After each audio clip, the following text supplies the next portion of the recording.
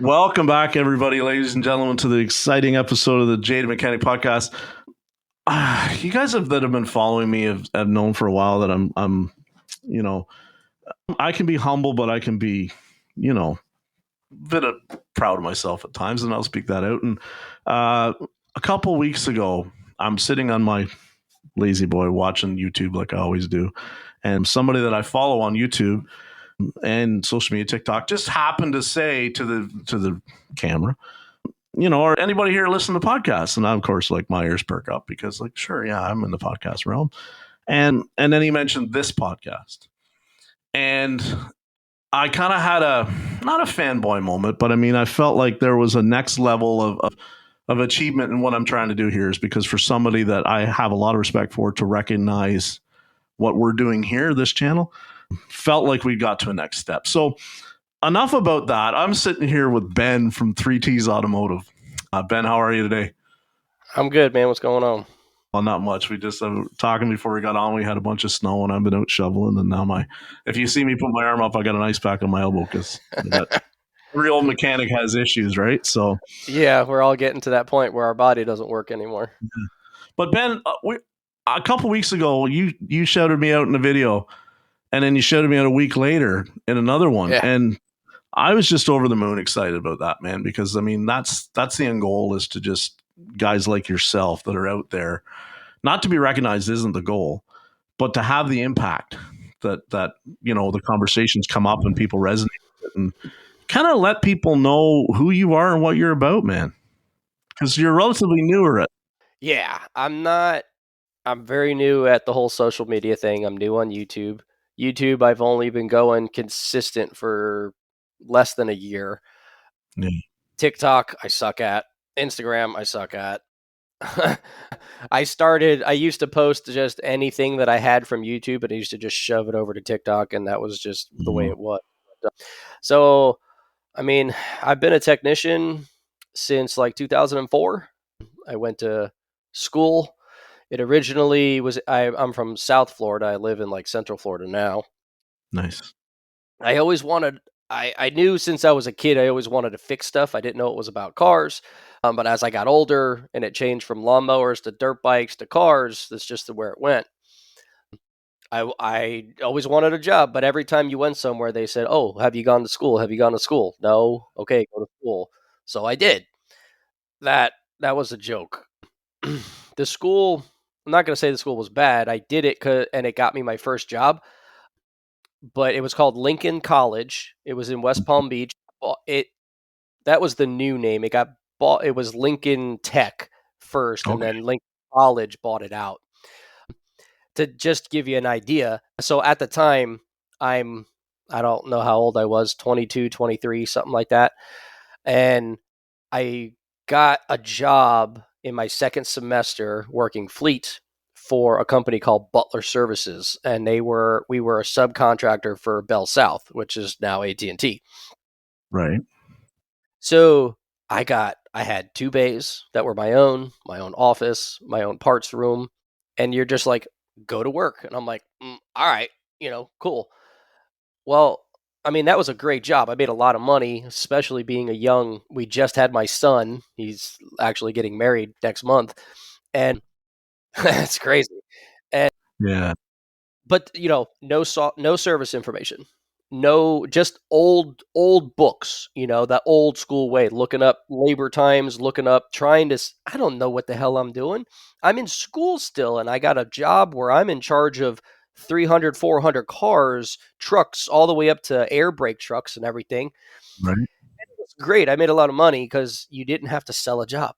You didn't have to, Yeah. you had to ask permission over like $300 to do this or that, but you'd have tow-ins. Your cars were brought to you from other satellite lots every night by drivers, and you Okay. come in at 7:30. You were out at 3:30, and you made flat rate, and that was it.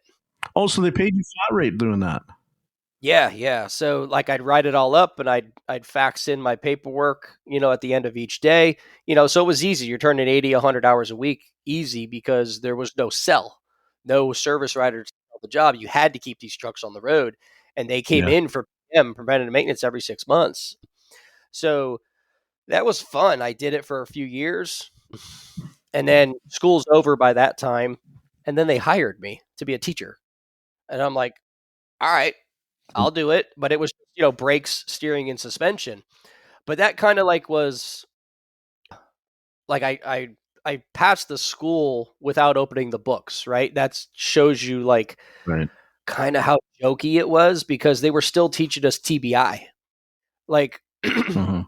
we're in 2002 and you're teaching me stuff that, is 95, 96, 97. Like I don't understand. Like why are we so far behind if we're going to get into the industry? So And when I it was was coming a through in 2001, sorry, it was a delay there. When I was coming through in yeah, you're 2001, right. people have heard me talk about it, they were still teaching carburetors. You know what I mean? Like they were Yeah. still teaching carburetors and mixture solenoids on the side of a carb and like and I was like, first of all, we're not going to see much of this, and if we are going to see a carb, we're going to see a basic carb, like either on a piece of power sports equipment or a lawn tractor, or you're going to see like a basic carb that doesn't have the emission stuff working on it, right? We're not going to, because Yeah. who's going to still be running a carburetor around? Somebody with an old Camaro or a Mustang or something that wants a basic carburetor. They're not going to be. If you're trying to get parts for a mixture solenoid for a quadrijet in 2006, good luck. Yeah. It's already been screwed with, and nobody wants that on there anyway, right? They want it tuned up. They They just don't want to want it. work. Yeah. Yeah. That leads us into later conversations of people, but so it was good at the job because when I had a problem, I had to figure it out, and I didn't Right. have someone. And that's kind of like how my life is now with my company is I don't have Yeah. anyone to look to except me. Right. So I had left there. I went through a divorce. I left there, and I went to the dealer. I went to Chevy. It So was a before private. we get Go ahead. there, when you're building your hours for your fleet job, diag time, how did you approach that from the flat rate time? Like, was it kind of you had to could you sell it as part of? No, just checking No, out all. It was like a no, 5 minute. it Thing. It was was just part. yeah. Yeah. Okay. And there wasn't, I can tell you right off the bat, when we talk about like diag time, it's, or like if you think about typical diag, if there was a check, they didn't have many problems with those vehicles. So like when, if you look at Eric O's channel and you probably your stuff way up north, you probably deal with a lot of obvious rust and Yeah. green crusties. We don't Yeah. deal with that here. I mean, you want to take a bearing out, you take the bearing out. You don't heat Yeah. it, you don't beat the crap out of it, you take the bearing out.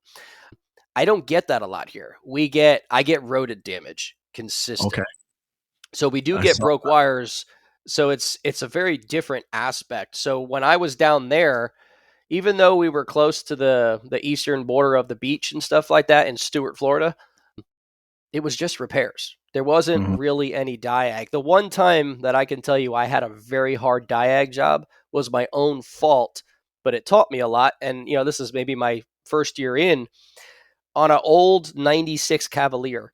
There's the ground cable comes off the battery and runs past the battery and has a clamp that bolts to the battery tray.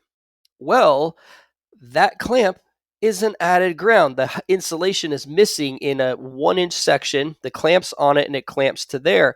I didn't know that. And all of a sudden, I put a head on it because they used to leach coolant. And I'm beating myself again. I'm looking in the books. I'm like, what does this have in common? And finally, I'm like, okay, well, ground is common. And I just happened to find it. It was because I left the bolt out. But that was a Right. huge learning thing for me that I had to figure out on my own without service information to say, I got to read through this old Chilton's book Yep. and look at wiring diagrams that I have no idea what I'm looking at to figure out what the hell's going on here. That was my So you first time doing that. so you go off to the dealer. Yep. Well, Chevrolet. what made that choice? Was it like more money or more training opportunities, or why make that move? So I left there because, like I said, I went through a divorce and I Mhm. kind of screwed the job up because I like transferred to one location and then back, and I wasn't mentally right. Right. So I don't know why I went to the dealer. I just was like, there's a Chevy dealer down the street. Let me go there. And I think it was because I kind of knew some of the people there because we would send stuff there for modules or programming or anything like that because it was right down the street. And yeah, I don't know. I just got a job there, and that sucked. So, so you can't just say it sucked. You got to elaborate on why. So, uh, like dealers are a little political, Whoa, a lot there. but yeah. But outside of that, it was an extreme amount of favoritism. Mhm. So I've never worked in any facility in my entire life where I felt like it was family. It was always just, I'm going to cut your throat to get mine. And that's Yeah, what the dealer was all about. And also, I was too young in my career to have my head on straight. Understand I didn't understand training. I didn't understand why they wanted it and what they wanted, because they weren't giving us more.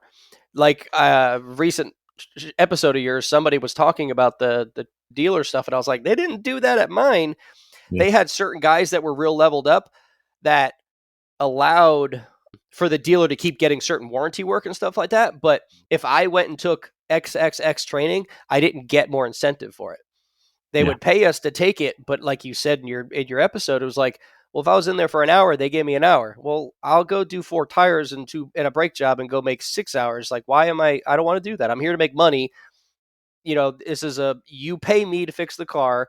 Why should I give you an hour when you're only giving me an hour and you're not going to give me an incentive to learn more of your company?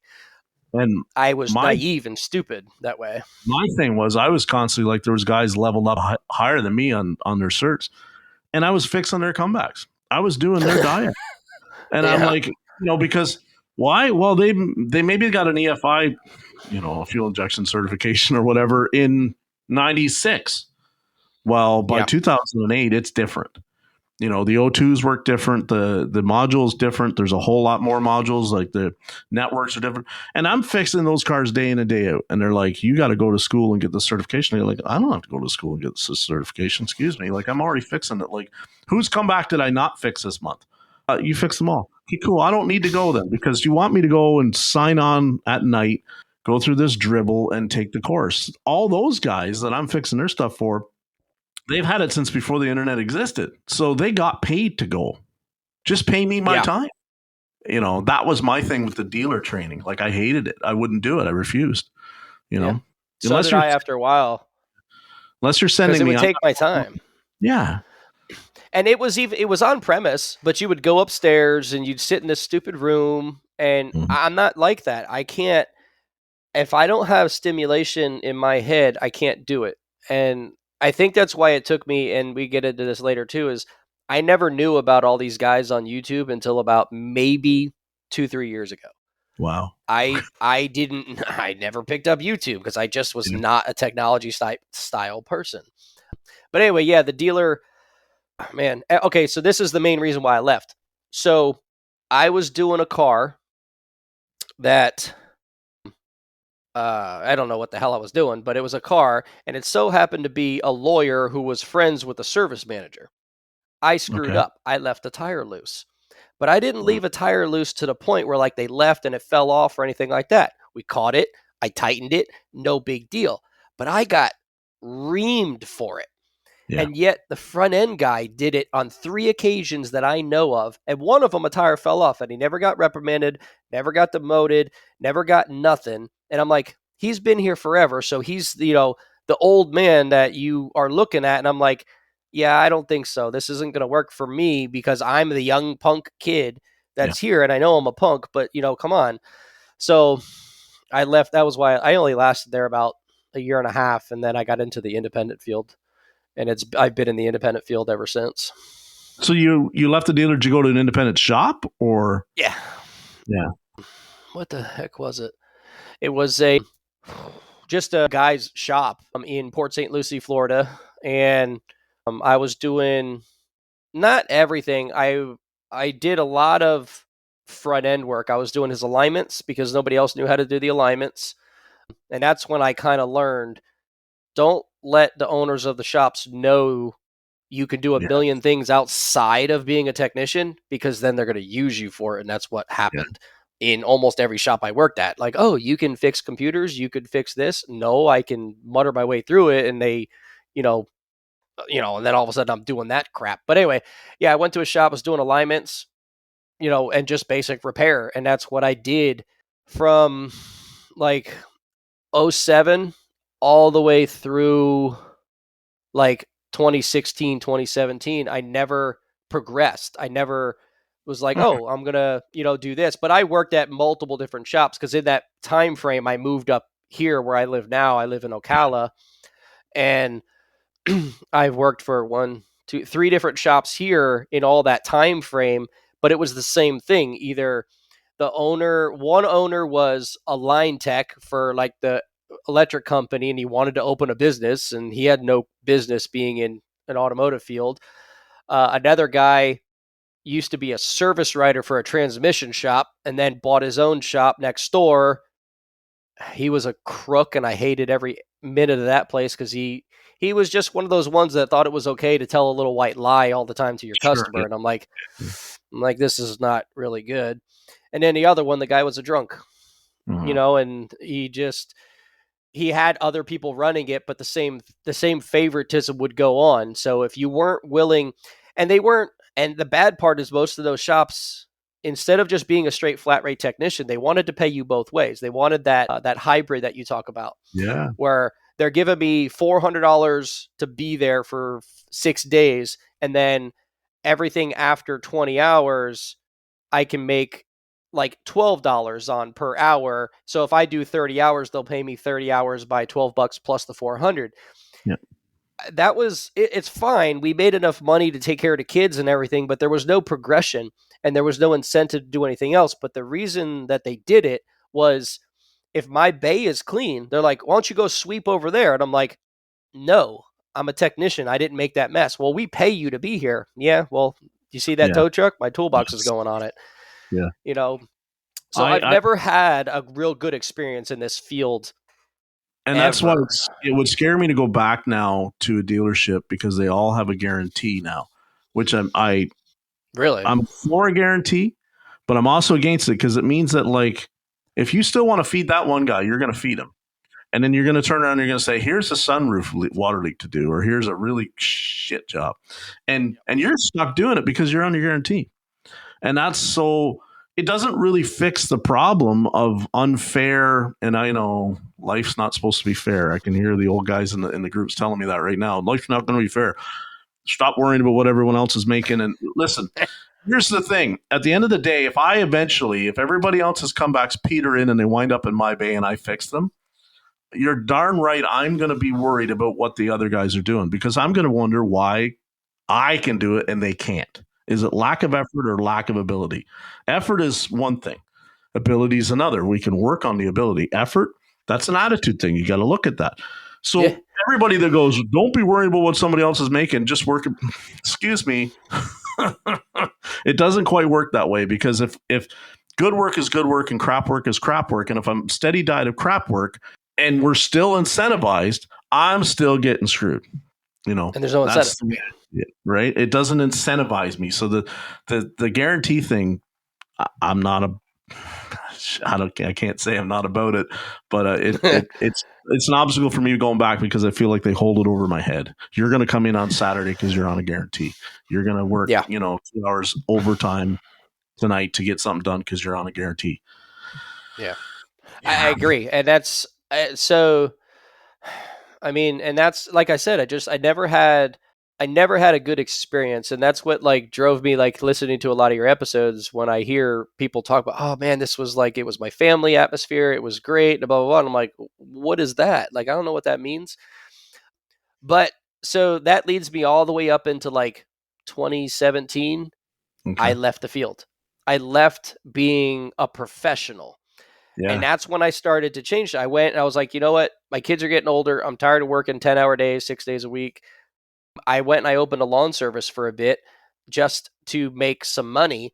But I stayed in the field as, like we discussed earlier, as a person that I despise today.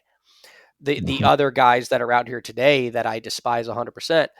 And I realized it because I was like, man, I don't really like this. Like, I'm getting these, all of a sudden these customers think that everything should be free. They want to bring me their parts and everything else. And at the time I was just doing it to stay active and keep my mind moving. And couple of years go by, and I'm like, all right, kids are a little older now. I'm ready to get back in. And this was COVID. Yeah. COVID hits, and I'm like, we were ready. I had like $20-something thousand sitting there, and I'm like, all right, let's open a shop. Let's go. Let's do it. I'm gonna jump in. Feet first. I got enough people that will probably come to the shop, and I'm pretty good at getting people to putting myself in front of people. I have free ways of advertising myself, and you can fix the COVID car. hit. Yeah, I can fix the car. And COVID hit, and I was like, yeah, I'm not doing that. So that's when I decided on mobile. And I started out just doing a few things to kind of dip my feet in the water with just a pickup truck as I was still cutting grass. And I took a compressor. I went to Harbor Freight, bought the compressor motor, the pump, and a separate motor.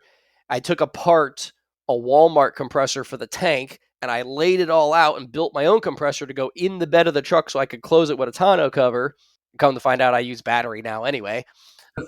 But I built the bed of my truck into a shop. And I was like, okay, that's what I'm going to do. But then I'm like, okay, now I don't have this. I don't have an AC machine. I don't have all this other stuff. And I'm like, well, how am I going to stand out to, Billy Bob over here that, shows up in a Corolla with a trunk full of tools? Yeah. How do I change this? How am I different? So that's when I built my trailer that you guys see in the videos now. Man, the month I put that in service was like May of 2021. I sold the lawn service in May of 2021 because the auto business flew and took off from there. Right. And it's been nonstop since that day. And it's ever evolving and ever changing still to this day. But yeah, that's been how it took for me to get here. And I wish it was a better circumstance in the beginning. I wish I had done the training and all that stuff back then. I wish somebody would have been like, hey, little guy, come here. Let me explain something to you. Yeah. Listen, you need to go learn the theory. You need to learn the technology. You need to learn how this works. And no one taught me that. I had to learn it on my own. And like I told you before, I had no idea who Paul Danner was. I didn't know who Paul Danner was until right around like 2021, 2022, when I started like, oh, let me go figure a little bit of this stuff out. And I was like, oh, he's really, really good, And then I saw Eric O. And now on TikTok, I see Chuck and Sloan and all these guys and Mr. Subaru and stuff like that. But outside of that, I started to find guys that were like me. Like there's one, I just realized you had him on. I think his name's Bill or something, but it's advanced level and programming or something. Advanced diagnostic and programming. He's got earrings. Real soft, slow-spoken gentleman. Yep. But he didn't start very long ago. And, same with like Super Mario. Started a tire store, and now he's a diagnostic guy. There's one other guy I watch. It's called Advanced Level Diagnostics. He's really, really good too, And it's like, okay, I didn't know you guys existed, like, because I didn't think outside my little bubble. And I'm like, I could do this. Like, I do this every single day. Let me go ahead and start my own channel and let me do my own thing and tell people what it's like to have this. And so that's kind of where YouTube came from. Go ahead. To back up, you were kind of talking about you were being what you see now, the kind of guys that you despise now. And that's kind of before we got in the air, the guys that will show up and it's like, I'll slap a set of brake pads on that. Or I'll go and change. Nothing drives me crazier than seeing people that will show up and do, like, you want an oil change? I'll show up in your office parking lot and I'll jack that sucker up and do an oil change for $60. That's just, I would quit it all if that was the bulk of my. Listen, I know there's services that do that and it's scalable and it makes money and all that kind of stuff. But to me, it's just different than calling yourself an auto repair tech, right? Like, so if you're a mobile guy and that's your niche, what are you doing? Like, because if you're doing it to hope that, like, while I was under there, I saw a brake job that needed to be done. Well, guess what? That customer is probably going to phone another mobile person for a quote on a brake job. They may phone you first, but you're competing against each other and you're going still after the lowest hanging fruit. The guys that I watch, like Paul Danner, early on in his career, he'll tell you, I was doing mobile to help out, the other shops. It was my diaper money he talked about, right? That was why he did it. And it Yeah. was so groundbreaking to me because he's like, so wait a minute, you're showing up to these shops and you're collecting, I think Paul said back then it was like, $100. And, your $100, some of them are 15 minutes. Bam, you did 2 of them that night. That's $200. That's diaper money for the week. Like, it was good. And Yeah. I'm sitting there thinking, so he never has to touch an oil change or nothing. He is just there to do that. The guys that I see, all these mobile guys, we talked about, somebody that everything is candle wax and a C's bolt. And, like, I'm not hating on those guys that are all general, do it all on the side of the road. But I mean, you're talking the obstacles they have with, like, one guy was speaking the other day on TikTok about he wasn't even allowed to be working where he was working, right? Like, his customer had told him, it's okay to slap the brakes on in this parking lot. And then the security guard comes around and says, you can't do car repairs on this piece of property. Like, I didn't want any part of that. Like, if I'm going to go out mobile, I'm going to go out and it's like, I'm going to boost your car. Maybe I'm going to crawl underneath it like I did when I did in the truck shop, put a starter motor in it. I'm going to swap some batteries out. I'm not there to pull the front clip off to do a water pump on something. Bring that to a shop. I'm not interested in jacking that up in the parking lot and getting that involved and doing, control arms and struts and all that jazz. Like, I want to stick with what is not everybody's going to do and what is relatively clean and quick. Yeah. Sorry, and that's kind of where my head's at. You're good. I always go on those rants like that. That's where my head is getting to lately, because since 2021, when we went full time, that's what I've been doing. I've just been a repair facility on wheels. And, I do a ton of AC work because I have a full-size AC machine in the back of that trailer. And it's great. I make a lot of money. I have total gross sales of over $200,000 every year, and it's just me. I have to wear every single hat. I'm the service writer, I'm the owner, I'm the manager, I'm the bookkeeper, I'm the scheduler, and I'm the technician. It gets to be a lot, and that was the thing, is that when I was researching how to do this, nobody told me. I couldn't figure it out. Well, that's what I think about your recent stuff is you put out a couple videos and you actually had an hour-long video with another gentleman, and you're coaching him through, like, how to set your numbers up in a mobile business to where it's like I don't want to say it, but you're not just another guy going and slapping a set of brake pads in a parking lot somewhere. You're bringing your business up to where it's like really competitive with what you could do with a brick and mortar business wise, right? Without having to work 7 days a week, 7 a.m. to 8 at night. That's the other rub, right? Is the mobile guys, you'll see them sometimes, it's like they're putting a starter in at 9 o'clock at night in the parking lot. And I love those guys for that. I respect the hell out of the hustle, right? Like, if I'm not saying there's anything wrong with it, but no. we all should want to work like 5 days a week, 7 in the morning till 6 at night, have our weekends with our families, and make a really good living doing this. This is a specialized field. We should want that, not having to be like, I'm at a car lot on a Saturday for 6 hours trying to solve some nightmare science project, that they brought home at an auction and I can only charge 2 hours. I ain't all about that, and I don't, for my brothers and sisters, I don't want that for you. I want you to numbers. So when I saw your videos with that young man, I was like, God bless him, because we see lots of mobile guys on social media now. It's become they're accepted and we see them in group, but nobody was doing what you were doing. They were talking about, like, this is my numbers, right? Yeah, everybody is so, like, they hold it so close. And that was what annoyed me when I started, is that no one told me how an LLC works, right? No one told me, or not how an LLC works, but like the cost associated with it, and versus a sole proprietor. And you have to give yourself a paycheck. You have to give yourself a certain amount of payroll throughout the year. You have to give yourself, and then what the taxes would be, vice versa. And like how I built it, and everything else. And I figured it all out. And yeah, I could, like, be one of those talkers and, go and do seminars and sell no, I'm going to help the young guy. If I can help somebody become me and not the guys that are in my town that I hate that do this, I'm going to give it to you for free, because I'm going to do my damnedest to make sure that whoever takes my place in this world and in this industry is going to help more people down the road. Just like, yours, you're getting everyone's voices heard. And Exactly. that's what these platforms are for. And that's kind of where my YouTube channel has gone lately, has been those. I still have a few of those. I just got off. It was 3 hours. I talked to this other guy the other day. I haven't made the video yet, but the same thing, just walking them, I use TechMetric. I use AllData. I use Identifix as a tool. These guys that are like, oh, I'm just going to throw this in it. Like, don't do that.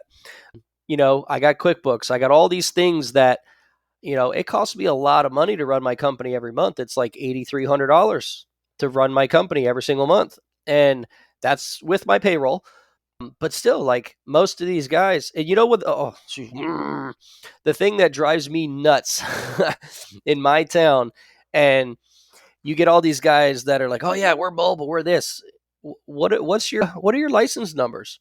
Oh yeah, we're licensed, we're insured. Oh yeah, what's your number? What do you mean? What's your motor vehicle number? They can't answer because they don't have it. Uh, I don't know how it is there, but Florida uses the Florida Department of Agriculture, and okay. that regulates our estimates and our invoices for the customer. And it has a lot of stuff on there that we have to legally have on there. And these guys ain't doing it. So my next couple of posts that I'm going to put out, like not on YouTube, but like in these Facebook groups where I advertise in kind of, it's like, do you want a guy to put a roof on your house that doesn't pull a permit and is not a licensed contractor? Well, no. Well, it's the same thing with your damn car. Stop hiring the guy that is showing up in flip flops, smoking a cigarette, and his wife is hanging out the window, flicking her ashes on your driveway. If you smoke, that's great. I used to smoke, but I quit 10 years ago, but I'm not going to smoke near your car or in the shop or on top of your vehicle. Like, that's just wrong. But that's how it is here. And it's like, I'm glad that I'm the better one because you can have those customers. And that's how it has been since going back talking about before, where like, I don't want to do those pads. I don't do them. Yeah. My clientele base is repeat customers. I don't do a lot of inspection because I just don't have the time or like oil changes and inspections, but I will go do oil changes for my customer, but I make a markup on it. My oil change is $90 for a full synthetic oil change up to 5 quarts, and then it's $9 an additional quart. I have my shop supply fees on there, everything, taxes, and people like it because it's mainly for like doctors, teachers, you know, office staff that can't leave there or like, oh my God, I got to work and I got coolant leaking. Okay, that's great, but I run a schedule. I can't get to you until my schedule allows me to because I get a lot of those calls. Hey, but right before we got on today, I think I had two texts on Facebook. One said, and they're so vague and stupid. They're like, you know, I can't even say what she said, but it was just dumb. How much to take a tranny out? What? Mm, Why? Like, what is what? I don't even understand your question. Because first, what kind of vehicle? What year? What make? What model? 4-wheel drive, right. 2-wheel drive, engine. Come on, like let's be a little bit, what the hell is wrong with you? And then and I was like, ma'am, what's wrong with it? Why do you want to take it out? Well, I need to take it to go get rebuilt. I said, ma'am, I am not coming to take your transmission out just so you can go get it rebuilt and I come back in 2 weeks and the bolts are missing. I said, this isn't how that works. I said, I am a repair facility, but I bring it to you. I said, you want a transmission? You need to tow it to me and I will put a remanufactured transmission in it. It'll have a 3-year unlimited mile warranty directly from the manufacturer nationwide if you'd like to do that. Oh, how much? I don't know. Send me your name, your email, and your VIN number. I'll be glad to get you an estimate. They're not going to Yeah. send it. They'll No. move on. And those are the ones that that's fine. I don't care. I have the customers that when they call, and they say, I went to AutoZone and I got this. Okay, you got that code. I need to come and diagnose it. Okay, how much? I tell them $105. This is my first hourly charge. It's $105. This is how much it costs. Right. Okay, great. When can we schedule it? This is the day I'll put you on. This is the 2-hour time block I'll be there. Okay, wonderful. Thank you very much. I keep those customers close to my chest as much as I can. And I turn away probably the same amount of people I go to every week. And for the Okay. first 2 years, I was booking 30 to 35, 40 cars every week. I now have cut that back because I can make the same $5,000 a week in total revenue on 20 to 25 cars than I need to on 40 cars Yeah. And because see, it's too crazy. that's such a huge thing that we're trying to teach in the Changing the Industry group and the shop owners groups that we're on Facebook. We're trying to teach them that, like, listen, you need to hit that number with less cars. And it sounds simple. Everybody's like, well, yeah, no kidding, smart guy. But really, like, it really is. And how do you do it? By not saying yes to everything and by focusing on what you already have. You probably already have the car in your bay that you can make the extra hour on. You just have to present it better, calculate it better, margin it properly, put the parts margin where it is. Like, that's what, going back to the people that you despise and all that kind of stuff. There's a guy that on online that I've had some history with, and like, he will show up, and if the customer's got the parts, that's even better for him. He just bolts the parts on, right?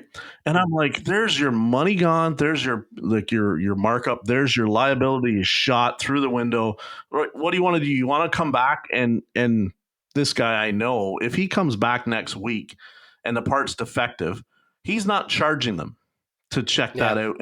And I'm like, if I didn't provide you the part, you're paying both times. No questions asked, because I didn't provide it. He wants to then use that as some opportunity to teach them a lesson. But, well, listen, like, you got to be careful with some of these parts that you buy. Like, Amazon's crap, but the Zone's okay. No, it's not. Certain things are fine, but certain things are not. Right? A lot Yep. of your engine control stuff needs to come from a certain brand. right? Yep. You can't be jamming just any oxygen sensor in there you want because it's got an oxygen sensor code, and watch what happens. You fix one Yep. oxygen code, and then you wind up with a different O2 related code, and you're like, I don't understand that. It's got a brand new one in, because Yeah. you're sticking a Bosch where an NTK is supposed to be, or you're sticking a Yeah. Denso where an NTK is supposed to be. The heater element's completely different. The PCM is smart. It knows it's not right. It's flagging you a different code now, saying, hey, I'm not lean anymore, but my downstream cat's not happy. Why is that? Well, there you go. Yeah. So when I see this when guy, Amazon special. so people have heard me rant, like, the people, when TikTok almost went away, part of me was like, I don't want it to go away because it's been very good for my growth for this platform. But the also thing is, like, there was a whole lot of guys that were puckered because if TikTok went away, they were going to go and get themselves some real jobs because they were not making enough money on their business without that download, You were gone. without that view. Shit. Without that, there was a whole lot of guys that were going to go get jobs because Oh yeah. their business is not viable without people tuning in and making comments and going, "Oh, you're the greatest thing. I wish you were in my community. I wish." Oh my God, Dude, I can't stand those TikTokers. I call them that. I call them TikTokers. And no offense, because there's a lot of TikTokers out there that are very good. Like, I love the guys I mentioned before because they are doing real stuff. It's the ones that are out there and they show up with a freaking Milwaukee pack out thing with some sockets and they call themselves a mechanic or a technician, and you're not, and you're I'm going to diagnose it, and you've got the Alltel little yeah, code scanner. No, stop, just please stop, because all you're doing is hurting our world, just like AutoZone's hurting our world, and Advance and CarQuest, all of them are hurting our world by telling people. I got a bad review on Google the other day for a customer that's not even my customer because I told him I will not come and put a thermostat in his car, the one I posted on TikTok the other day. And he left me a bad Google review saying, yeah, oh, it's this much when I can go to the store and get it for free. That's the problem right there. Thank you, AutoZone. I appreciate you I get it. You're making your business better. It's just like them. They're making their income, but they're not realizing the effect it's having on this industry to help yes, to keep this going. 100%. And they're just like, and some of them do really, really good stuff. Like, they're giving back to their community. So do I. When Yeah, I come across a veteran, I have a couple of videos up, a veteran that was in a wheelchair. I gave yeah, him the job. I didn't charge him a dime. Whose pocket does that come out of? Mine, my pocket, yeah, my company. But I didn't do it for clout. I did it because he deserved it. And I yeah, wanted to, because I felt it in my heart to give it to that man.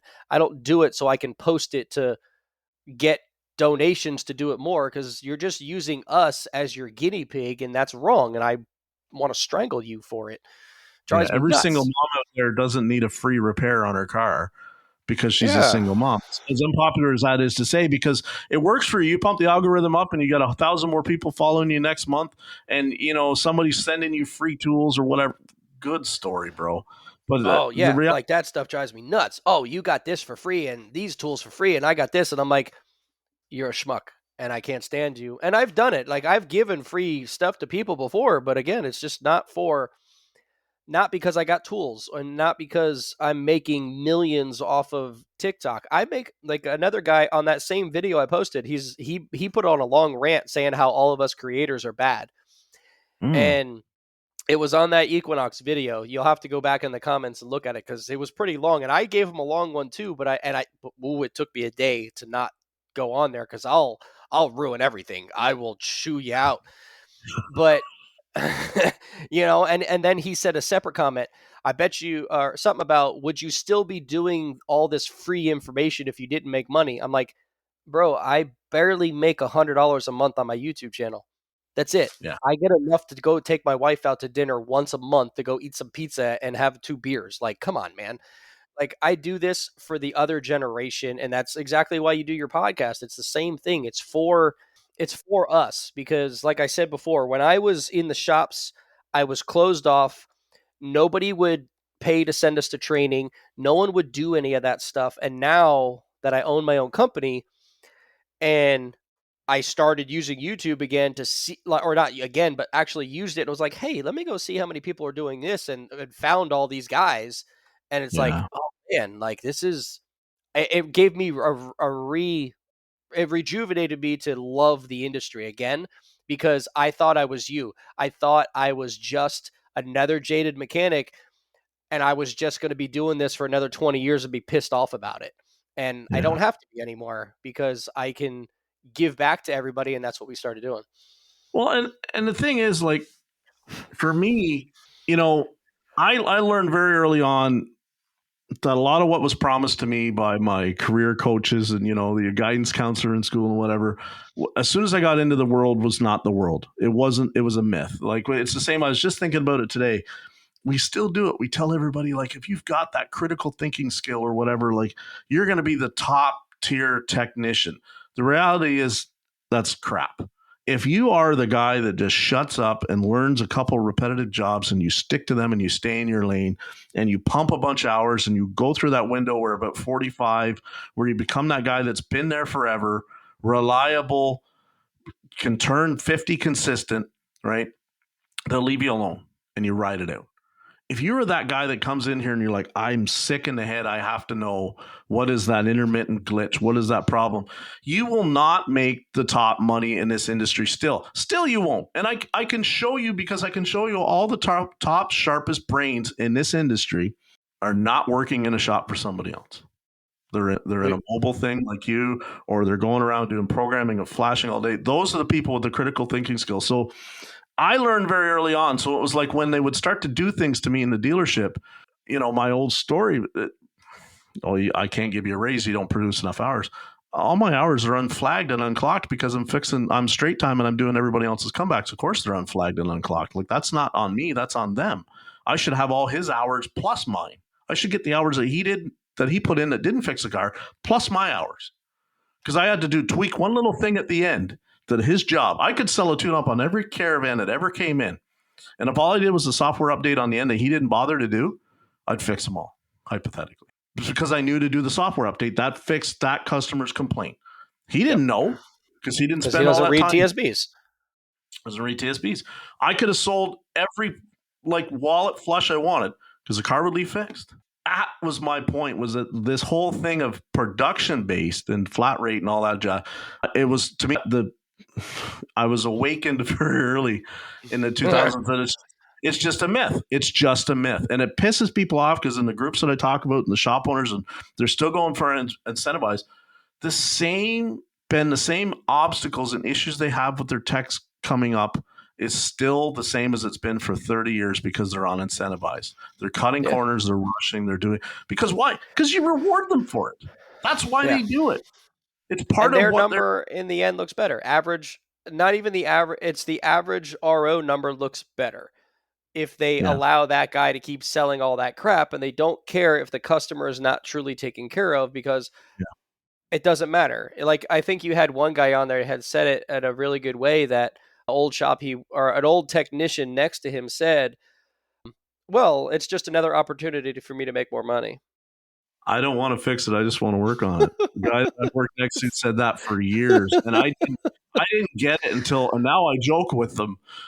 But the last, I don't want to fix it. I just want to work on it, right? Yeah, it's Because like, oh man, your comeback, it's just another opportunity to make money.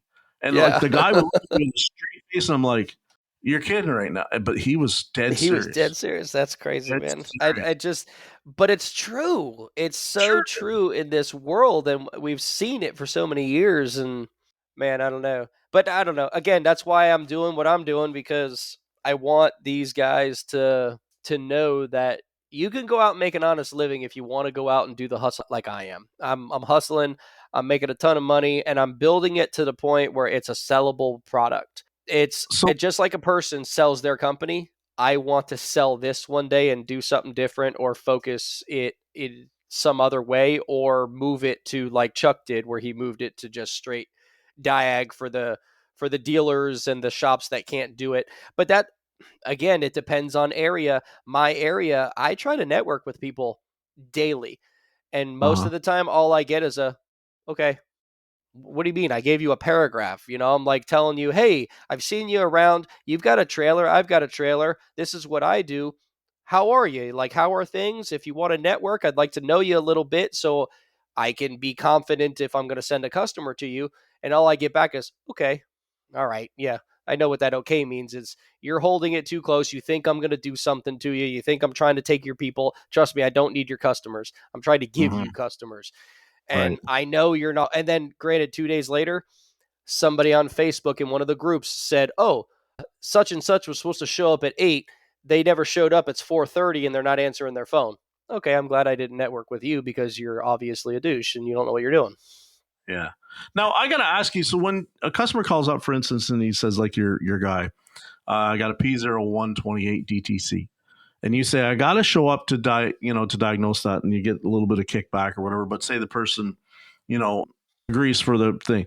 Do you go like for inventory? So we kind of know, okay, if that's a Chrysler 3.6, right? You can probably put a thermostat in your pocket and show up, and you're going to fix the vehicle.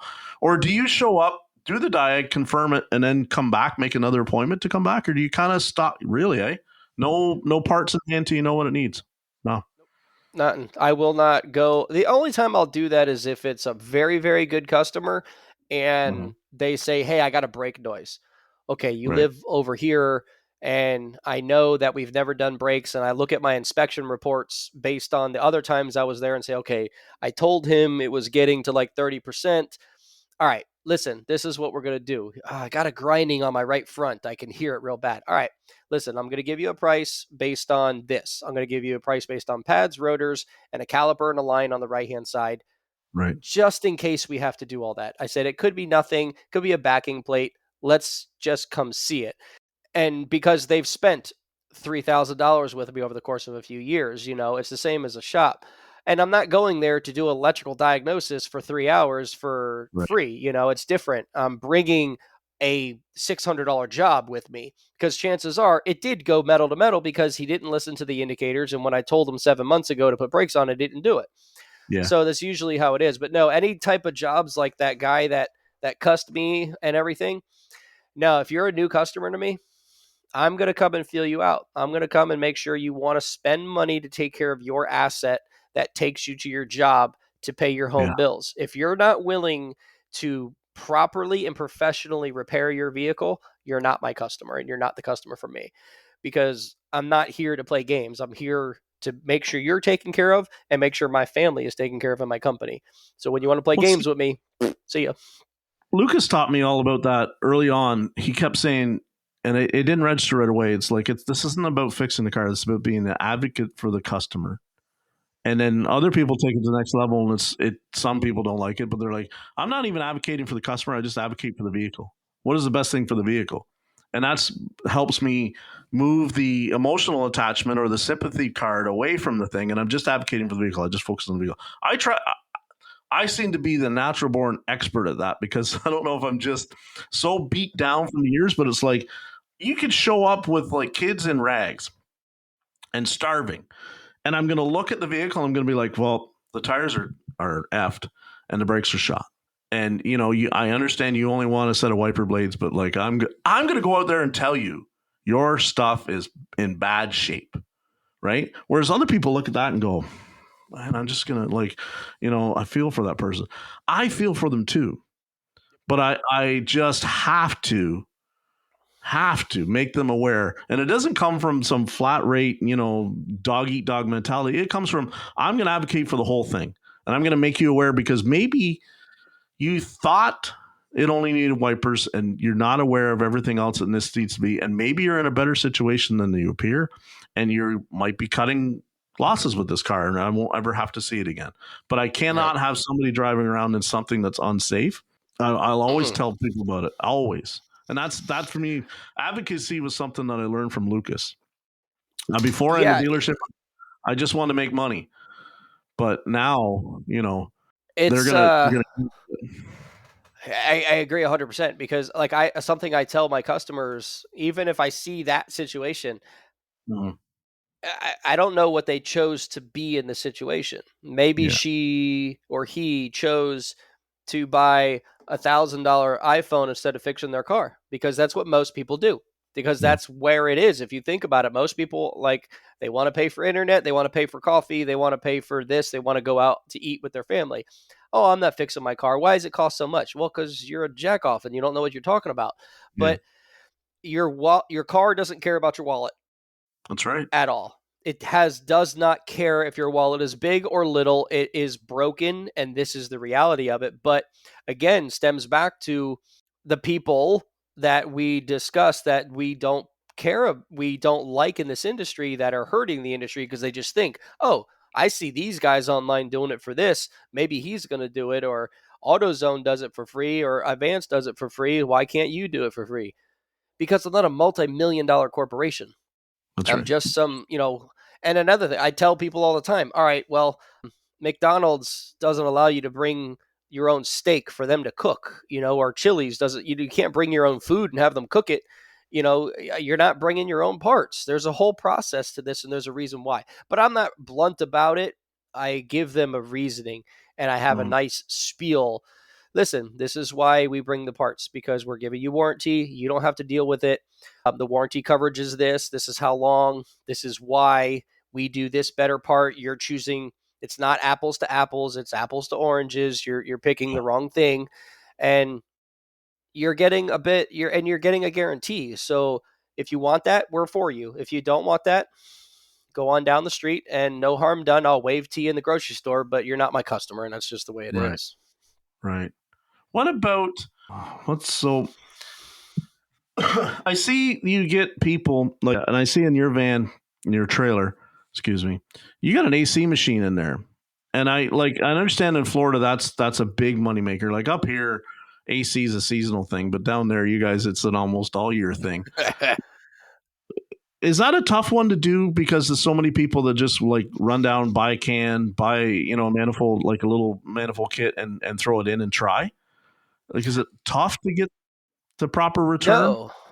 No, because when they do that and it doesn't work, I could go there and do my full recovery. And because I like air conditioning, unlike other people, the I'll recover it and be like, you've got way too much refrigerant in here. This is why it's not a refrigerant problem. Now I'm going to put it back, and then we're going to test your system electronically. We're going to make sure everything's working. Okay, look, you got the right refrigerant in it. This is why it doesn't work. So I do an evaluation. There's an Okay. evaluation charge for me to come out to your home, and that evaluation is hook up the machine, recover it. If it's low, we'll refill it and make sure it's full and make sure the system operates. If the system operates at that time, you're paying my evaluation, and now you're going to pay me for a leak check because a leak check takes 20 minutes, 2 hours. It depends. I do two different styles of leak checks. Right. I'll either do dye as a last resort, or I do a little bit of refrigerant, a quarter pound, and then I back it up with 300 pounds of nitrogen and then use a sniffer. And that usually finds me a leak every single time. And then I sell that repair.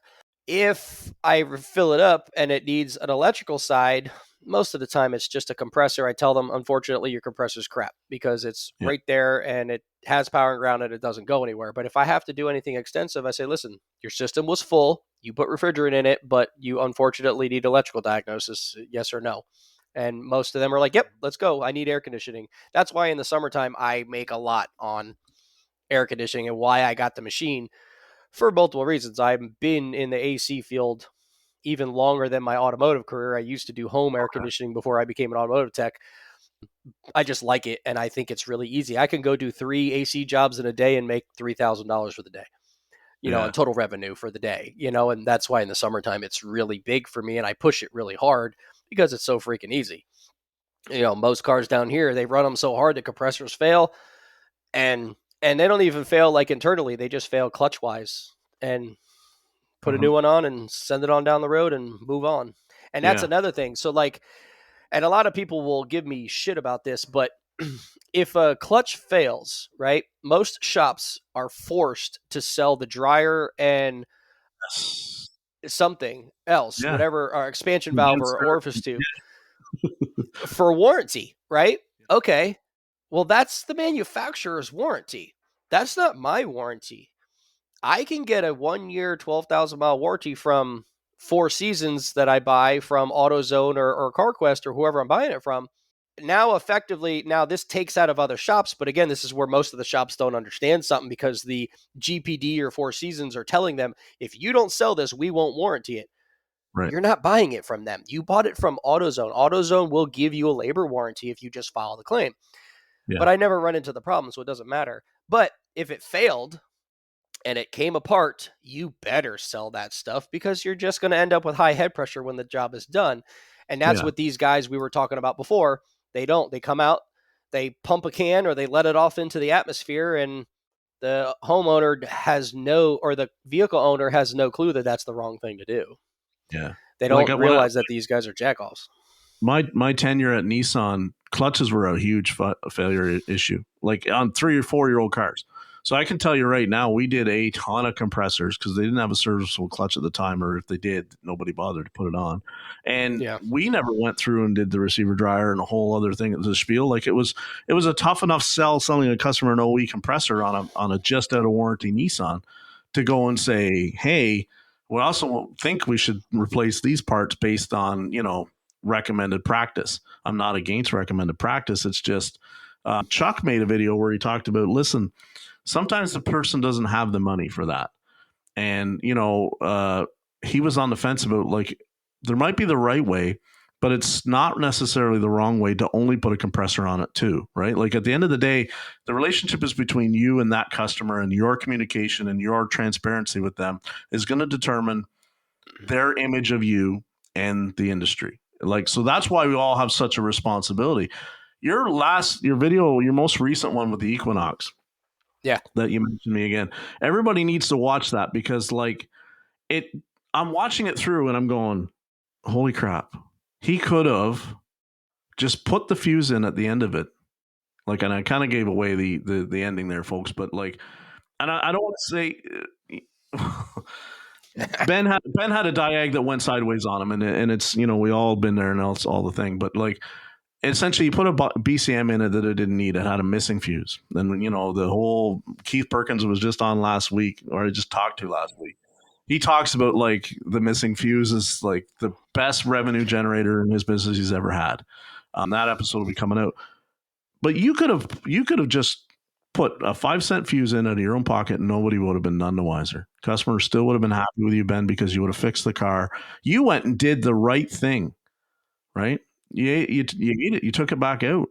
Gave her hers, told her everything on the phone call, and she was so happy. And the same thing, because like, and that one, so I'll give some context on that for people that are listening. It's, if you don't watch the video, if you know service information, right? All these guys are always telling us, OE, don't use the interactive. The interactive saved me. The OE screwed me. If you look at the OE for the left front turn signal, there is no fuse anywhere inside that circuit. It comes directly from the BCM, goes to the left front turn signal, the mirror, and then to ground. That's it. Okay, well, so does the interactive. The interactive has the same thing. But what do they stick into our head all the time when it comes to issues with modules? If you're missing a power, they either have no com or no this or no that. Okay, well, why did Chevy change that? In the Yeah. service information under description and operation, nowhere does it say that that system is controlled by its own individual fuse before the body control module. Mm-hmm. Left turn signal switches has ground. Turn left, it sends ground to the BCM under a certain leg. Turn right, it sends ground to the other leg. That worked all fine.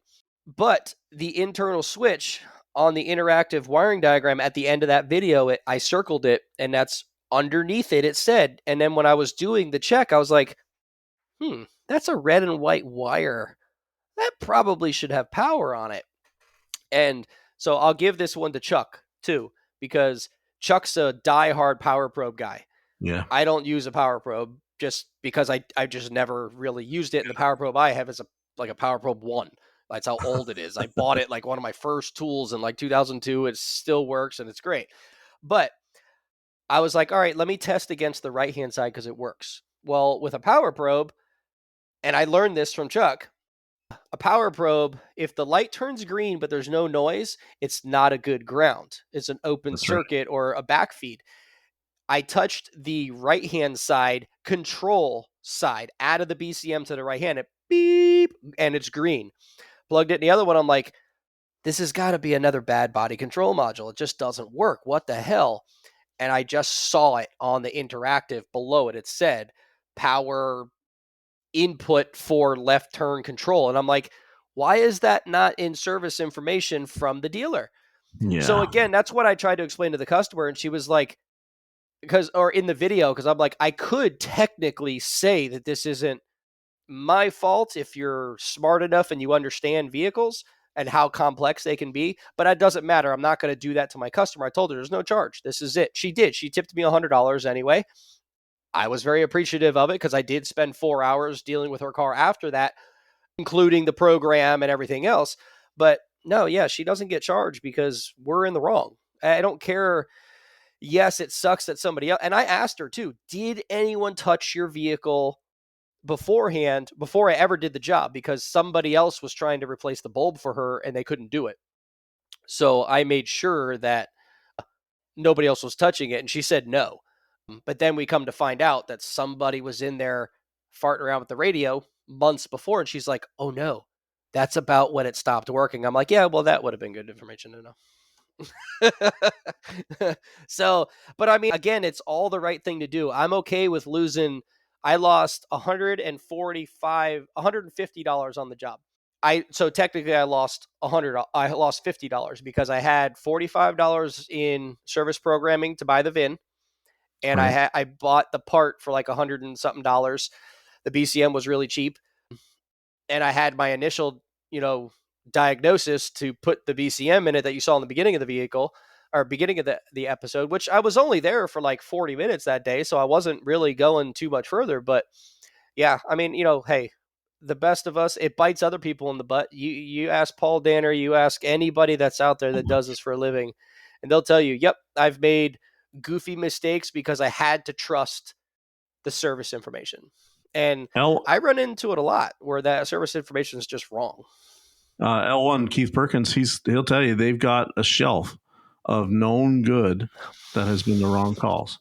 And they're Yep. still sitting there because they didn't leave with the vehicle, they didn't go with the customer, right? They didn't do what, jam a fuse in it after the fact, and the car still leaves fixed. None the wiser. They don't operate Yep. like that. They don't do business like that. And that's why that video was so cool to me, because it's like, okay, he's one of the good ones right out here that we're watching, right? Because this is, I appreciate it. so Yeah. many people talk all the time about, there's a reason that we have to have all our profits there, is because when we say take care of the customer, we don't just mean like, hey, I busted this mirror off, or I put a dent in something, and I cracked a panel, and that's taking care of the customer, sure.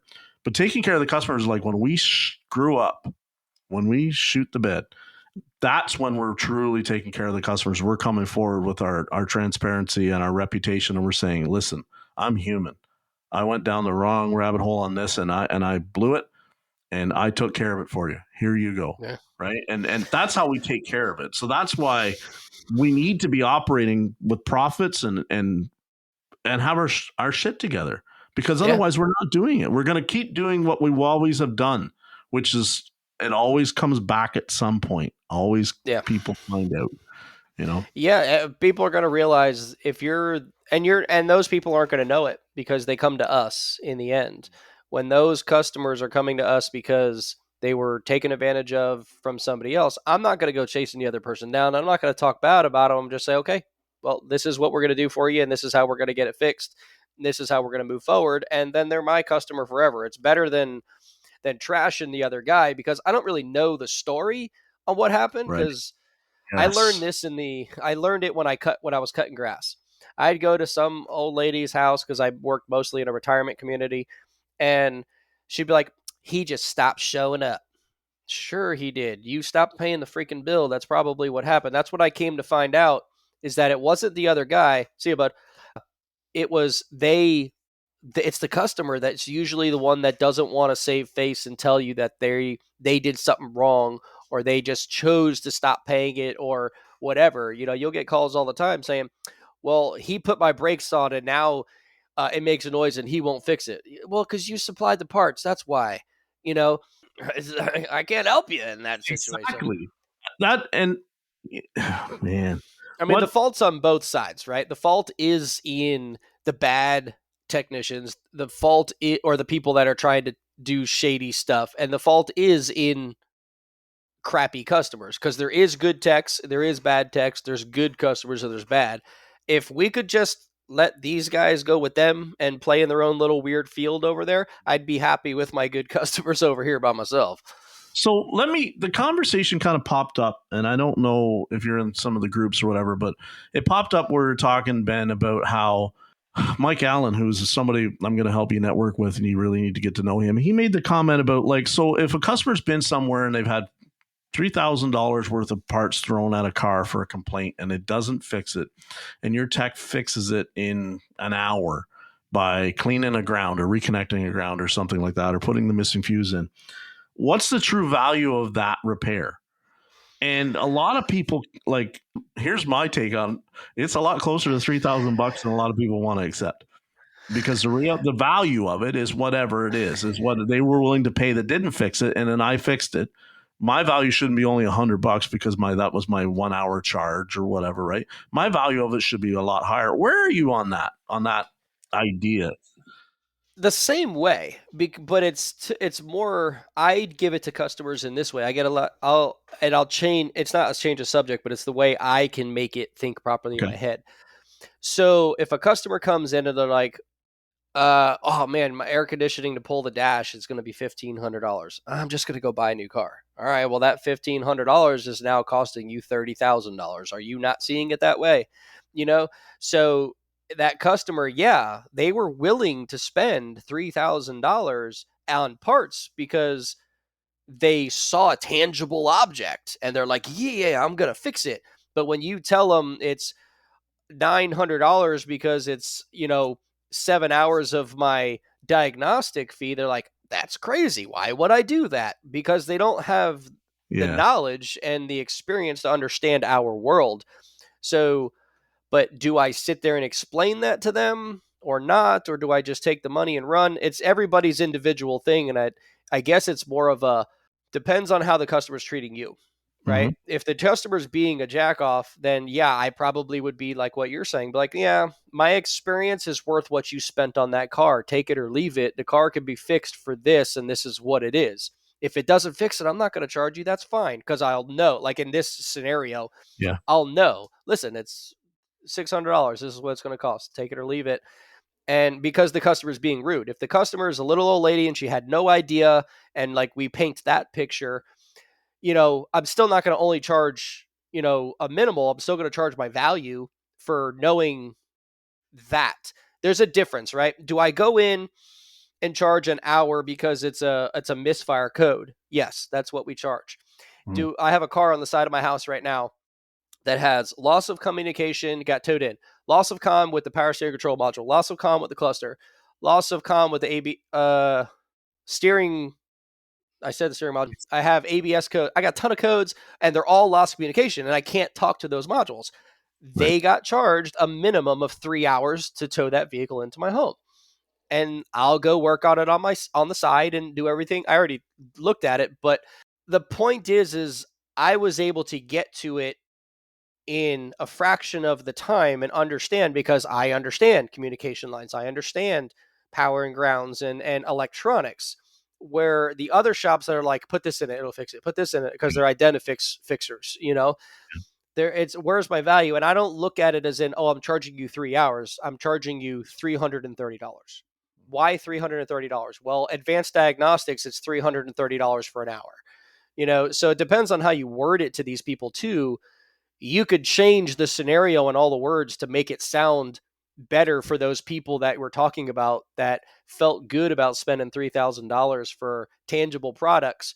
If Yeah. you tell them it's going to cost you $900 and 9 hours of work versus $900 and an hour worth of work, they're like, wow, it's really expensive. It's really going to fix it, huh? It's different.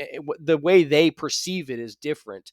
And we have that capability and that power to do that. So I agree. But I agree with you. Like, I didn't spend 20 years figuring this out and understanding these complexity vehicles that change every single year. And I have to take the failures to get to the better point and take all the classes to learn and watch all these people learn to give it to you for $90. No, that's not going to be. You can keep going spending another $4,000 because that guy shouldn't have charged you that when they didn't fix the problem. You're the one that kept saying, okay, try the next one. I'll give you more of my money.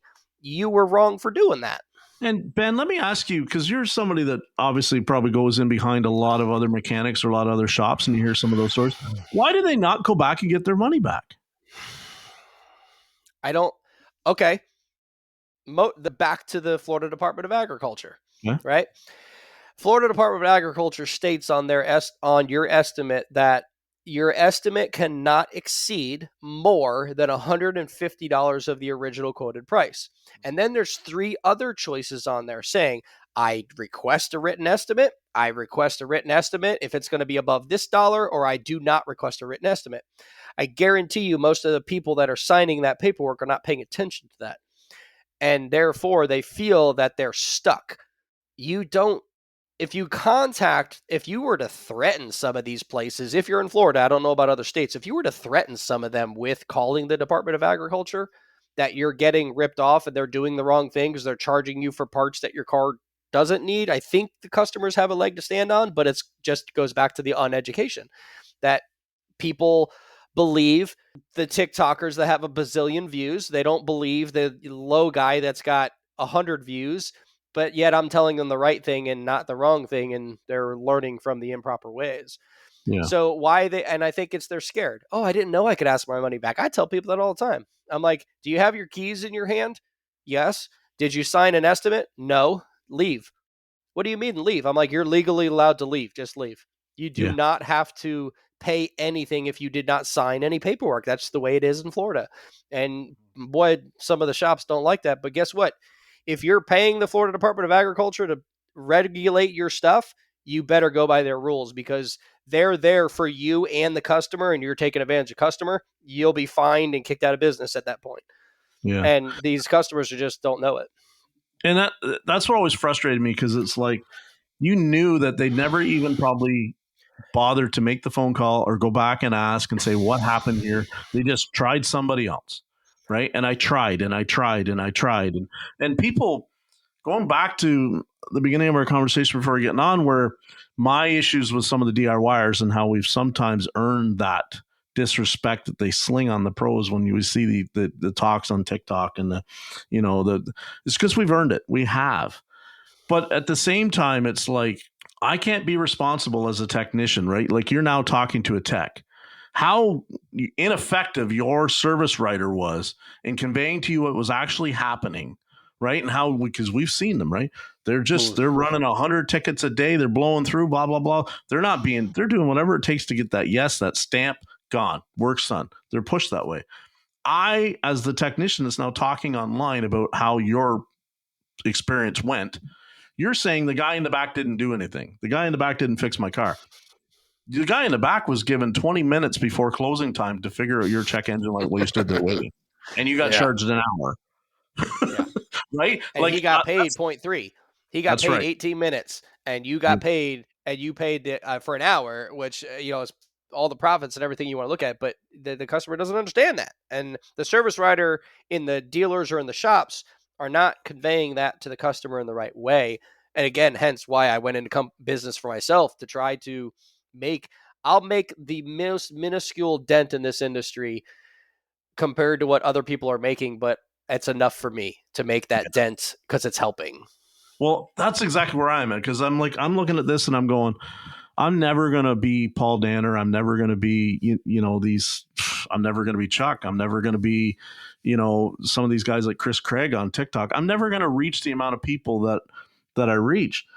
But if some technician out there somewhere remembers what I said about something that upset me and said I drew the line in the sand saying that's not acceptable way for me to be treated as a technician, if it resonates with them and they go forward tomorrow and they put that same line in the sand and they say, I don't step over this. This is I'm up to here with it. Then I've done everything I ever would have wanted to do, because it meant that the next person that was going to come along behind me and wherever I worked and they were going to try the same old shit, they know now that they're not going to try that.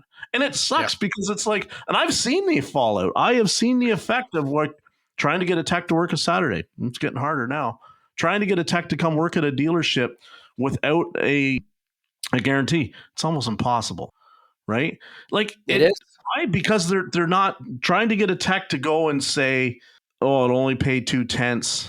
Like they're just not happening. They're not having it. You're seeing the guarantee is there now because there's so many guys that it's like to diagnose that intermittent, and then they go, which still sucks. Because at the end of the week they go, you only turned 20 hours. Like you fixed all the cars. And that one, that intermittent, like you were 4 hours on that, and the warranty's only going to pay 45 minutes, but you fixed all the cars.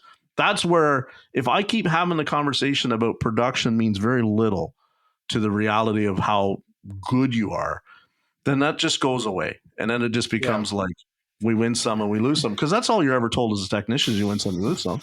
Well, Mhm. I've been just the one putting that on the other foot to the owners going, hey, you win some, you lose some, you know? But they don't see it that way. It's goes back to the AutoZone thing. Like you could be the CEO or the person that decided to say, you know what, we're going to put this into effect at AutoZone, and we're going to say every time that a customer comes in for a code scan, our computer system is going to tell you the most common repair, and we're going to sell that. Ooh, we're hurting the industry. I don't care. It's my dollar. Yeah. Same with the dealer, like you're saying. We're going to give you a guarantee because we want to control you. If Yeah. I can control you, you're going to do what we want. Like now you don't have the power to say, I'm flat rate, I'm leaving at 2 o'clock because there's nothing going on. No, no, no, no, no. We're giving you a guarantee. You got to stay here till the end of the day. Oh, you don't want to do this intermittent problem? Too bad. You're going to do it because we give you a guarantee. Oh, Yeah. your numbers are down. Well, yeah, because you gave me all the shit work. We're going to have to let you go. What do you mean you're going to let me go? This isn't back in 2000 where I could load up my toolbox and be at a dealer down the street in 20 minutes and make $40 an hour flat rate versus 37. It doesn't work that, it's the world's not there, but they forget. Who I think they used to do it this way was Disney World. They used to put their management, if the guy was a manager of the people that cleaned up trash, Mm-hmm. once a month he would go back and do that job Wow. to remember what that job was, to have more respect for those people, to Yeah. keep the employee happy. Okay, service manager, you used to be a tech? Come on. Point 3, go diagnose that whatever. There's an open short to the fuel tank pressure sensor. Go diagnose that because I guarantee you forgot how a 3-wire sensor works. And if it shows 5 volts on the scanner, okay, now what? What are you going to do? How are you going to confirm integrity of the circuit? Let's go do it. We can do it in 10 minutes. He's going to take an hour. Oh, that sucked. Yeah, it did suck, didn't it, buddy? Like you get some humility back, but none of the man, I don't know. It doesn't matter. Like we can bitch about it till we're blue in the face. If we could change a little bit of it, it's going to feel good. But we know that the whole industry is going to take a while to change, to Right. make it better. But if we keep pushing forward, like you mentioned it before, you'll never be Paul Danner or this or that. But that's not what you're striving to be. You're No. striving to change the industry how you know how, by talking. You're very, very good at networking and talking with all of us. And I pride myself in that. I've been watching you for a long time, so I threw myself in front of you, you know, and I wanted to see who you were.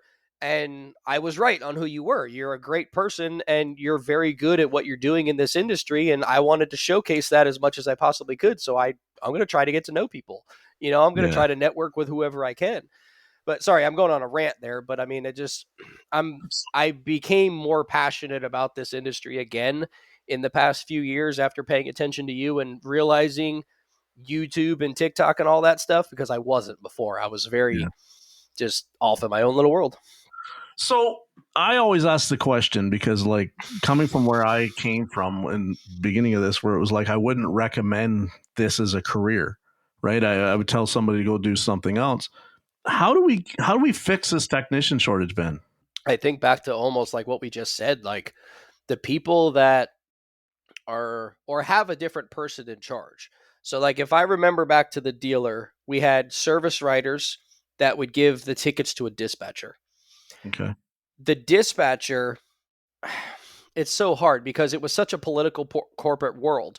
So if we're talking dealer or we're talking independent, I think it's two different conversations, Uh-huh. because the dealer is so political and corporate that our dispatcher was just a guy.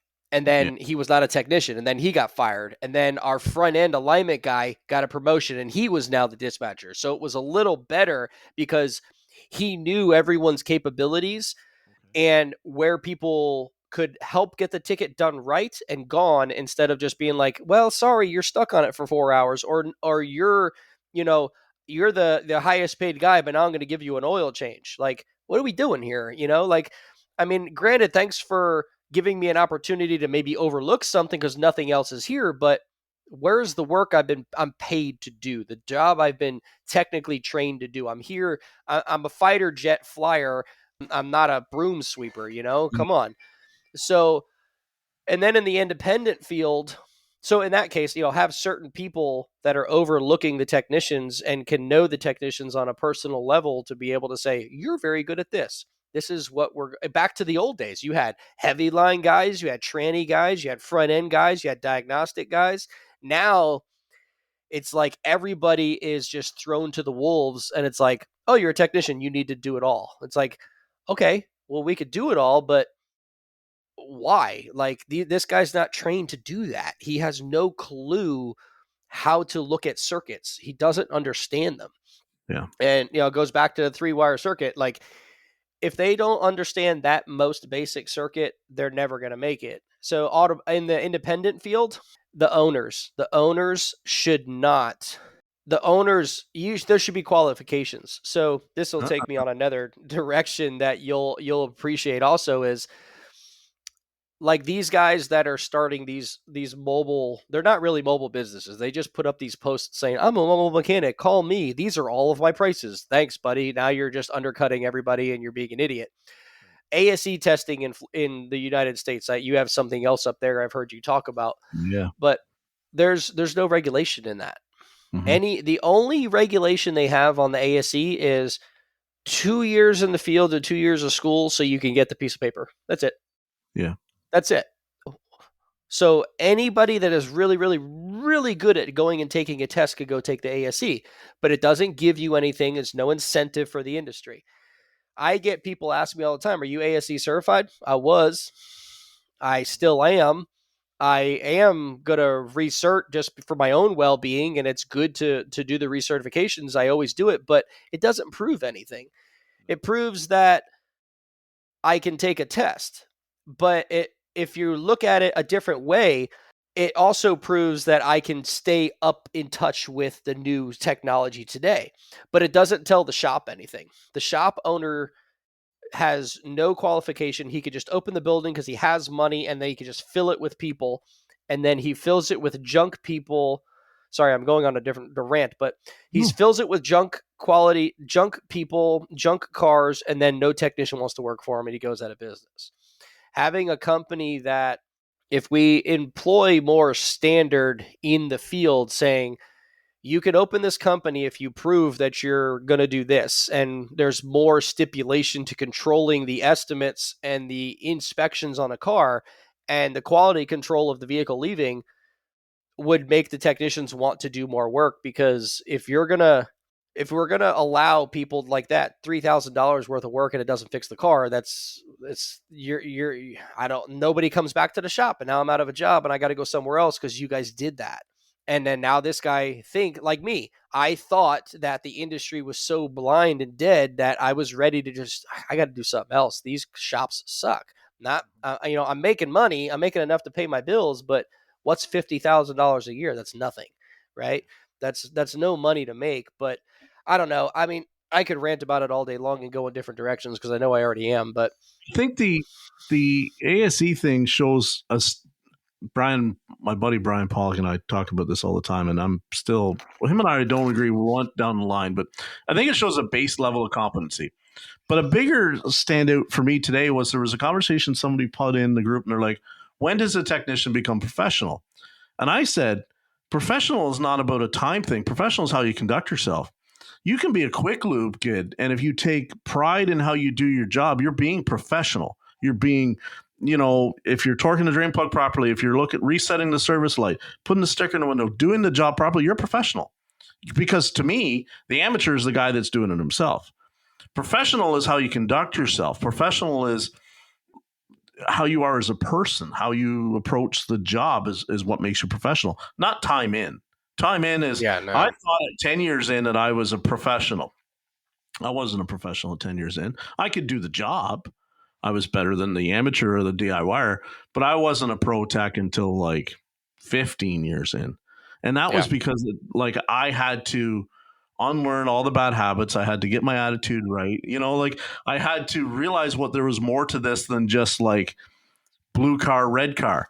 Whatever it was on the blue car last time is what'll fix the red car because it's the same car. I had to get past that mentality and I still love pattern failure. Like if you try to disprove the pattern failure, you're wasting time. You need to be Oh yeah. to know about it and be embracing it and trying to prove that it's not it. But like I was not a professional till I Yeah. just become one. Is And my that's what point. I mean. Like it takes so much. But I mean, I don't know if there's really shortage of technicians. I think there's a shortage of quality. I think there's a shortage of professionals. I think there's people that they're in shops and they don't deserve to be in a shop. They shouldn't be touching cars.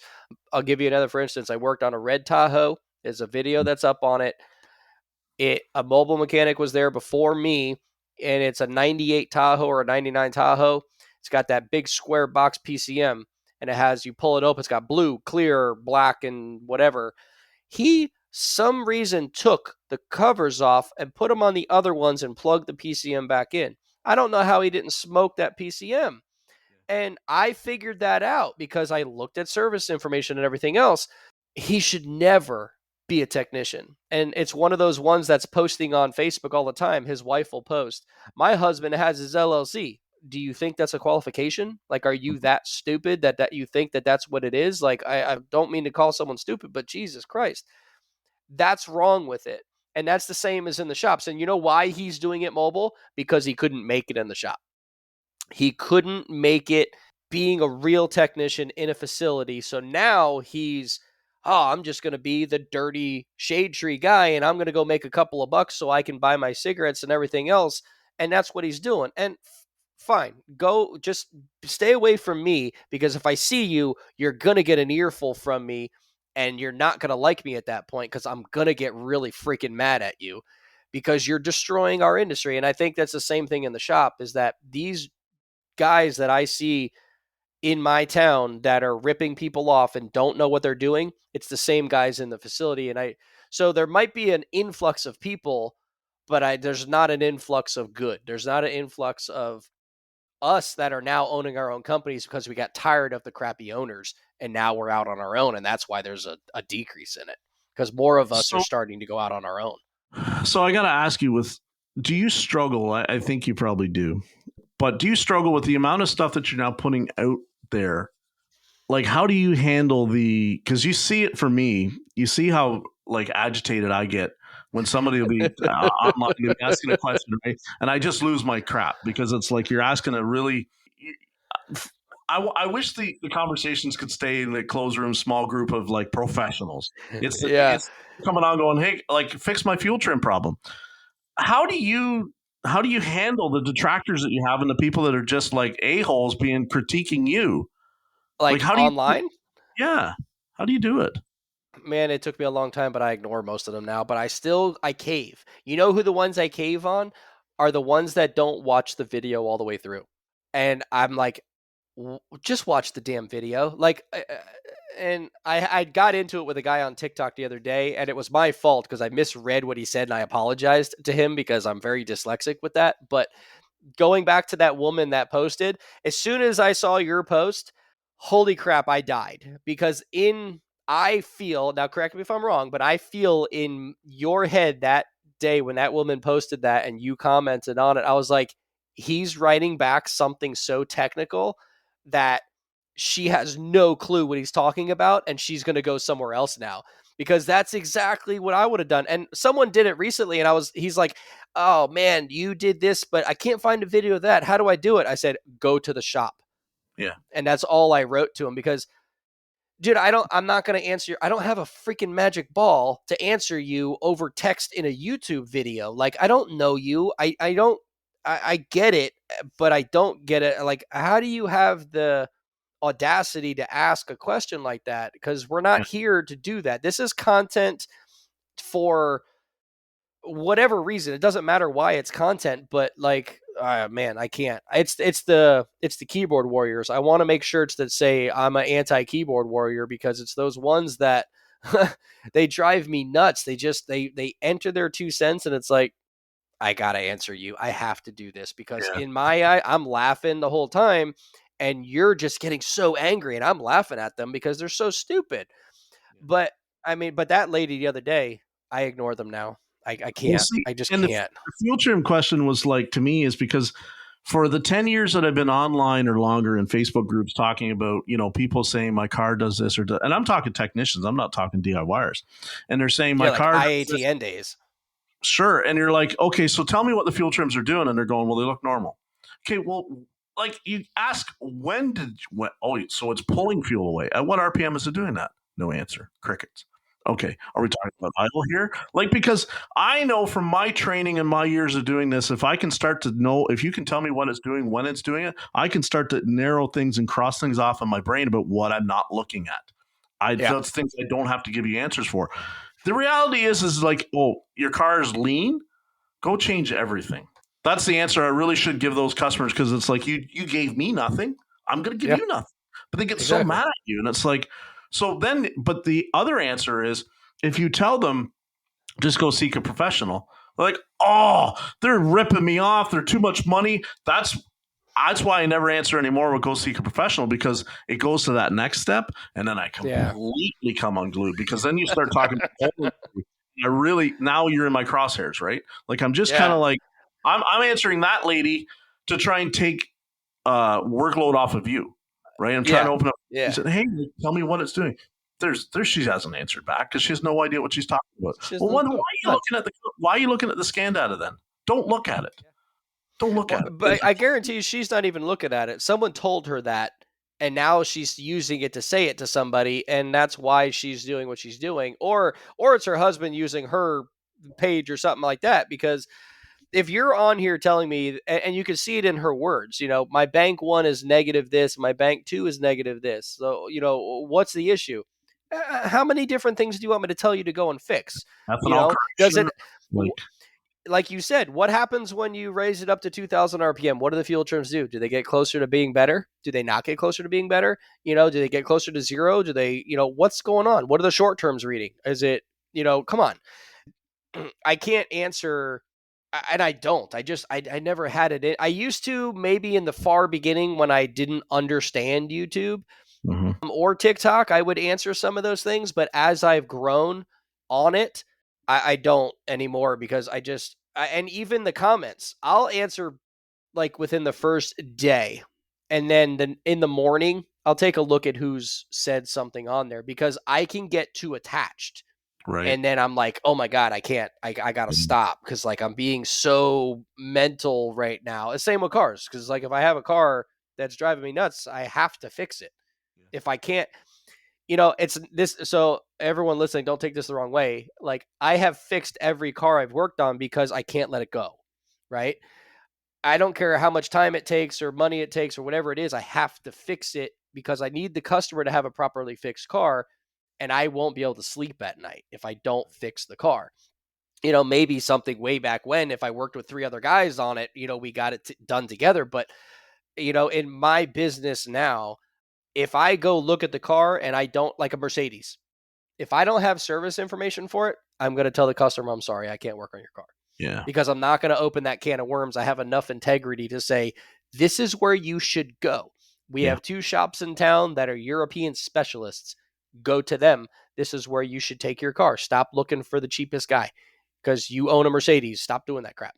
Yeah, people they're crazy, and I could talk about this all day long because every day is a new experience. Well, I appreciate you saying that because I think that's a lot more of what a lot more shops need to start doing is staying in their lane and doing what they're good at and staying out of the shit that they're not. Don't touch a Mercedes if you don't have the proper tooling to even begin to do it. And if you have a shop full of guys that don't normally work on them and don't want to work on them, don't book it in.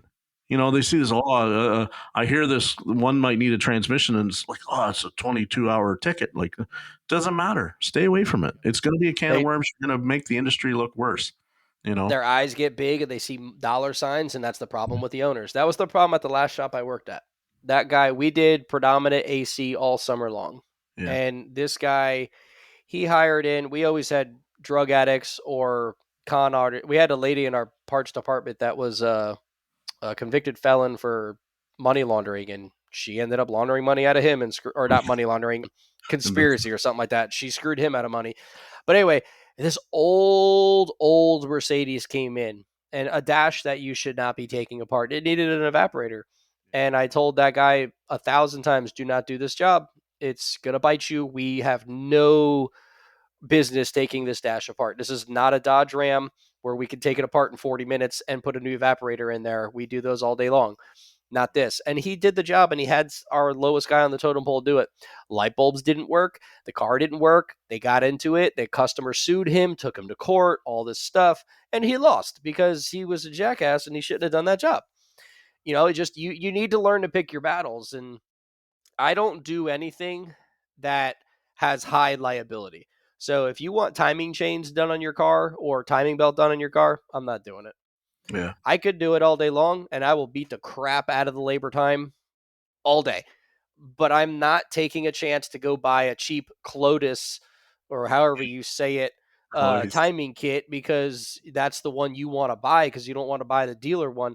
I'm not doing it. I've had customers with Hondas Odysseys and they had 100% dealer parts. We bought it from the dealer and still 6 months later it broke the belt and destroyed the engine. I'm not taking that liability for that. And with my little company, that's why I want to move into that diagnostic side over this heavy repair side because some days I want to kill people with the amount of stupidity they bring to my table. I love it. Well, I've appreciated this. This has been an absolutely fantastic conversation, and I have to say the same, man. I don't want to take any more of your time up, and we could talk for hours, and I'll have you back for a part 2. Yeah, awesome. Like, how do people find you?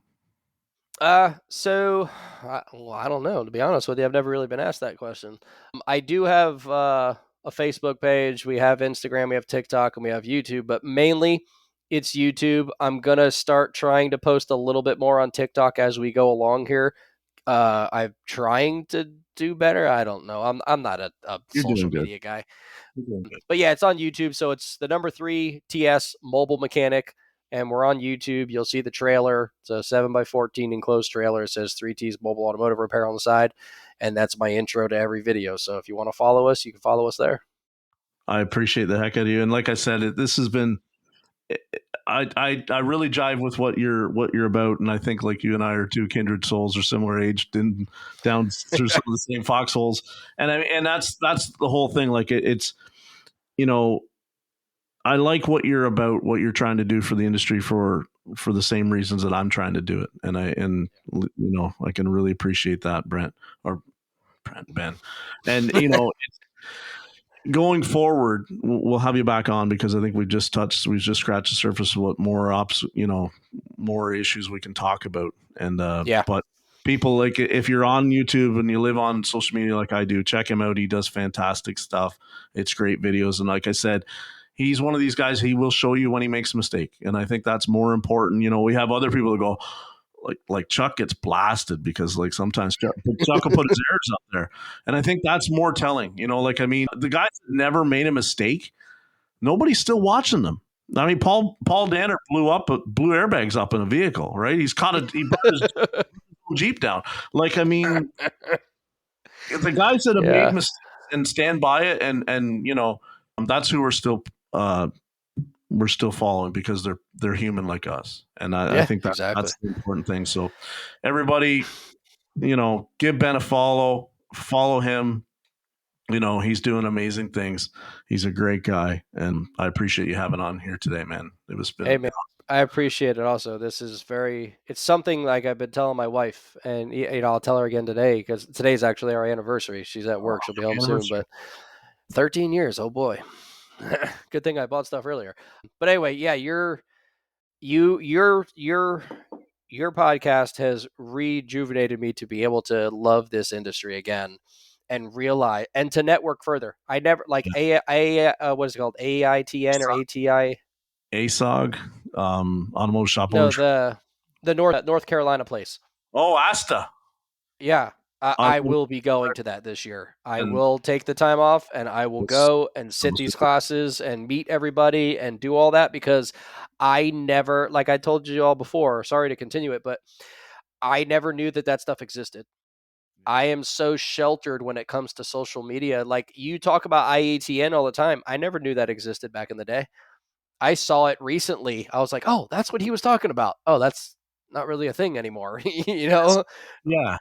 It's practically but more Facebook. It was the place, Yeah, and I didn't know that. And even like you're talking about, there's groups on Facebook. Like I'm in maybe some of the automotive business owners groups. I think there's a few that I'm part of, but I just never knew that stuff existed. And because of your podcast, I will be seeing more of that and moving into more of that so that the business side can grow more so I can give better information to those young guys that are starting and have more of that on my channel so people understand that like, oh wow, like I could really get into this and I could be somebody.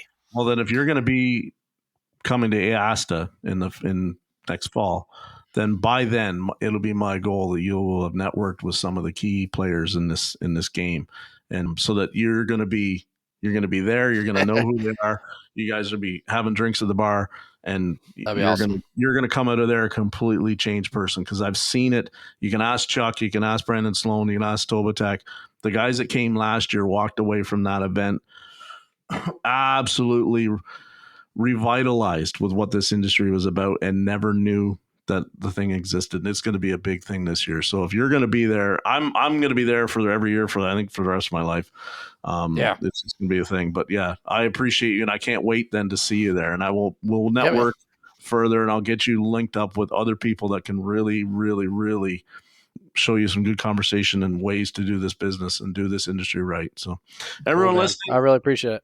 thank you very much. We'll talk to you soon. Love yous all. Ciao. See ya.